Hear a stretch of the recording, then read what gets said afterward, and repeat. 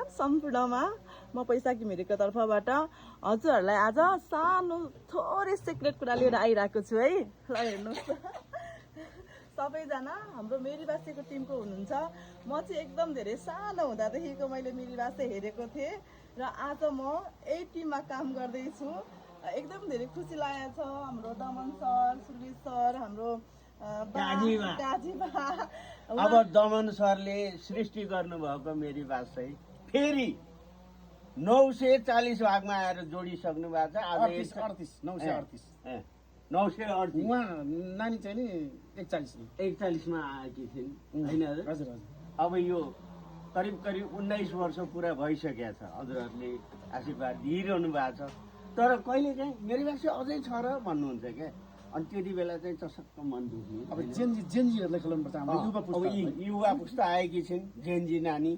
अब 941 भाग आज हामी आधा सुटिङ त सकिसक्यौँ अहिले यतिखेर। अब बेलुकासम्ममा हामी पुरा गर्छौँ 941 भाग।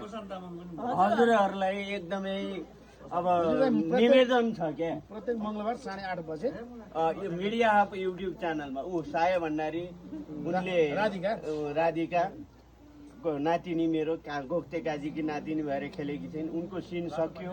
अब उनी विधवारी हुँदैछिन्। हाम्रो नातिनी चाहिँ अब चेन्ज हुन्न, नातिनी नै भइरहन्छ। नातिनी नै भइरहन्छ है। यहाँ त तुरुन्तै अरू अब हजुरहरूलाई हँसाउने प्रयास हामी हरेक उसबाट सोचिरहेछौँ। हाम्रो क्षमताले भ्याएसम्म के कमजोरी भएको छ अब त्यो सच्याउने सुझाव पनि दिनुहोला। मेरीबासै 941 भागको सुटिङमा हामी छौँ। उता मुला साग बाबु उतापट्टि देखाऊ मुला सागलाई। ब्याजे हुनुहुन्छ साग सर आइपुग्नु भयो है। यही भन्यो हामीले।